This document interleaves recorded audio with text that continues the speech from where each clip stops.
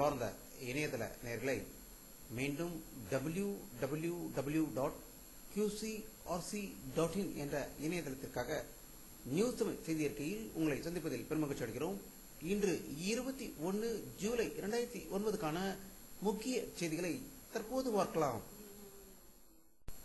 தமிழக சட்டசபையில் இன்று நிதித்துறை, மாநில சட்டமன்றம், ஆளுநர் மற்றும் அமைச்சரவை ஆகிய துறைகள் மீதான மானிய கோரிக்கையை நிதியமைச்சர் அன்பழகன் பதிலளித்து பேசுகையில், எம்எல்ஏக்களுக்கு ஊதிய உயர்வு அறிவிக்கப்படுகிறது என்றும், மாதம் 45,000 வாங்கிக் கொண்டிருந்த எம்எல்ஏக்கள் மேலும் 5,000 ரூபாய் கூடுதலாக கொடுத்து 50,000 வழங்கப்படும் என்று கூறியதாகவும், இத்துடன் சட்டசபை கூட்டத்தொடர் முடிவடைந்ததாகவும் சென்னை ஜார்ஜ் கோட்டையிலிருந்து தகவல்கள் வெளிவந்து கொண்டிருக்கிறது.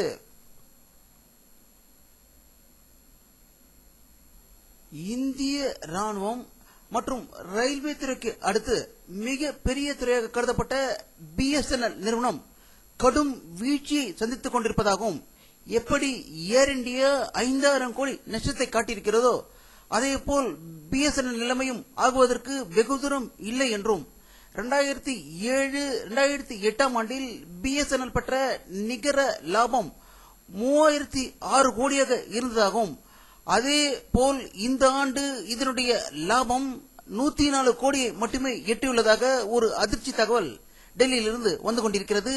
இதற்கு முக்கிய காரணம் பிரதமர் மன்மோகன் சிங், திருமதி சோனியா காந்தி, தமிழகத்தை சேர்ந்த ராஜா ஆகியோர்கள் தான் என்று வல்லுநர்கள் கருத்து வெளியிட்டிருக்கிறார்கள்.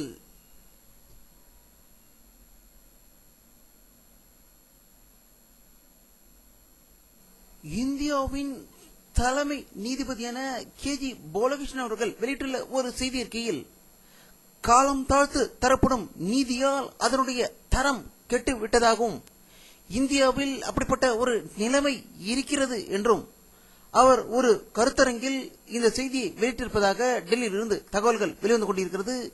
இந்தியாவில் 2.5 கோடி வழக்குகள் இன்னும் நிலுவையில் உள்ளது குறிப்பிடத்தக்கது.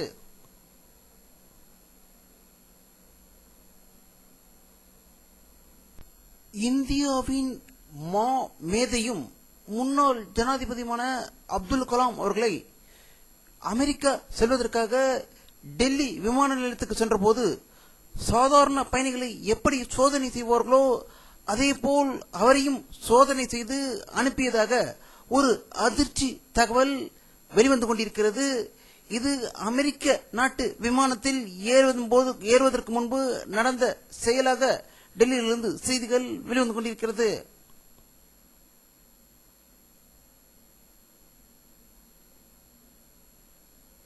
ஜார்க்கண்ட் மாநிலத்தில் இயங்கிக் கொண்டிருக்கும் மாவோயிஸ்ட் இயக்கம் இன்று வெளியிட்டுள்ள ஒரு செய்தி அறிக்கையில், பிரதமர் மன்மோகன் சிங், சோனியா காந்தி, சிதம்பரம் ஆகியோருக்கு ராஜீவ்காந்தி எப்படி கொல்லப்பட்டாரோ அதே நிலைதான் ஏற்படும் என்று மிரட்டல் விடுத்துள்ளதாக ஜார்க்கண்டிலிருந்து செய்திகள் வெளிவந்து கொண்டிருக்கிறது. மியான்மர் நாட்டில் ராணுவ ஆட்சியை ஒழித்து கட்டுவதற்காக ஜனநாயகத்துக்காக போராடி கொண்டிருக்கும் அந்நாட்டு தலைவியான ஆங் சான் சூகி அவர்கள் வீட்டு காவலில் வைக்கப்பட்டிருந்தும் அவருக்கு தென்னாப்பிரிக்காவை சேர்ந்த மகாத்மா காந்தி அறக்கட்டளை சார்பாக மகாத்மா காந்தி சர்வதேச அமைதி விருது வழங்கப்பட்டுள்ளதாக தென்னாப்பிரிக்காவிலிருந்து செய்திகள் வெளிவந்து கொண்டிருக்கிறது.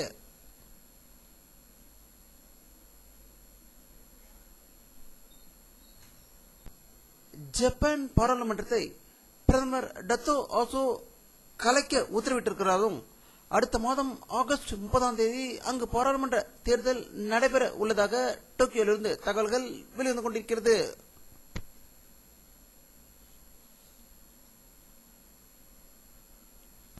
நாற்பது ஆண்டுகளுக்கு முன் அமெரிக்க விஞ்ஞானிகள் முதலில் நிலவில் காலடி வைத்து உலக சாதனை படைத்தவர்களை அமெரிக்க அதிபர் திரு பாரக் ஒபாமா அவர்கள் வாழ்த்தி கௌரவித்ததாகவும், அதில் முதல் காலடி வைத்த திரு ஆம்ஸ்ட்ராங் அவர்களும், இரண்டாவதாக மைக்கேல் கோலின்ஸ் அவர்களும், மூன்றாவதாக எட்வின் பஸ் ஆகிய 3 பேரையும் அவர் பாராட்டியதாக வாஷிங்டனில் இருந்து செய்திகள் வெளிவந்து கொண்டிருக்கிறது.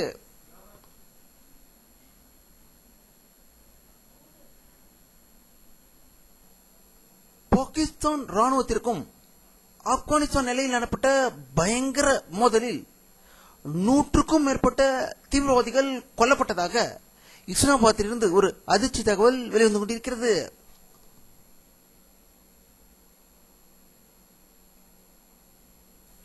தாய்லாந்து நாட்டு தலைநகரான பாங்காக்கில் இருந்து 250 கிலோமீட்டர் தூரத்தில் உள்ள அடர்ந்த காட்டு பகுதியில் இப்படிப்பட்ட ஒரு உலக அற்புதமான ஒரு மரம் காணப்படுகிறது என்றும், இந்த மரத்தில் பழமாக காய்க்கும் பழம் ஒரு பெண் உருவை போன்ற அமைப்பை பெற்றுள்ளது என்றும், இதற்கு நாரி போல் என்றும், நாரி என்றால் பெண்களை குறிக்கும் சொல் என்றும், போல் என்றால் மரத்தை குறிக்கும் சொல்லாகவும், இந்த அற்புத பழத்தை பார்ப்பதற்காக உலகில் பல பகுதியிலிருந்து மக்கள் வந்து செல்வதாக பாங்காக்கிலிருந்து தகவல்கள் வெளிவந்து கொண்டிருக்கிறது.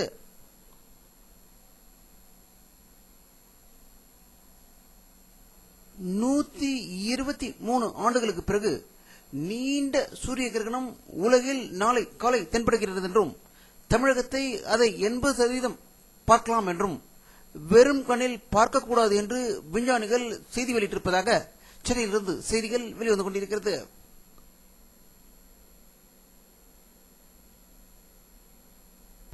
ஆப்கானிஸ்தானில் உள்ள கைபர் போலர் கணவாய் வழியாக ஆடு மாடு மேய்த்து கொண்டு வந்த ஆரிய பார்ப்பனிய குடிதாங்கிகள் திராவிட மக்களை ரத்தத்தை குடித்துக் கொண்டு சூரிய கிரகணத்தின் போது அதை செய்யுங்கள் சாப்பிடாதீர்கள் என்று நம்மை ஏமாற்றிக் கொண்டிருப்பவர்களுக்கு பதிலடி கொடுக்கும் வகையில் சூரிய கிரகணத்தின் போது உண்ணும் விரதத்தை மேற்கொள்ள வேண்டும் என்று திராவிட கட்சி தலைவர் திரு கி வீரமணி அவர்கள் அறிவிப்பு வெளியிட்டிருப்பதாக சென்னையிலிருந்து தகவல்கள் வெளிவந்து கொண்டிருக்கிறது.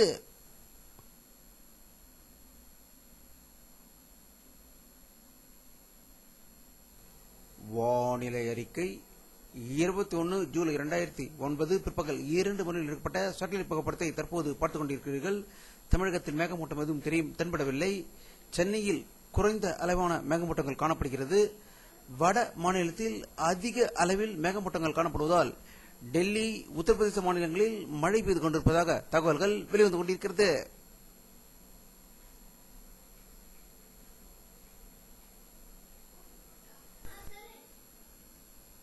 இத்துடன் இந்த செய்தி அறிக்கை நிறைவடைகிறது. மீண்டும் நியூஸ் செய்தி அறிக்கையில் உங்களை சந்திக்கும் வரை உங்களிடமிருந்து விடைபெறுவது உங்கள் கே பாலாஜி. நன்றி.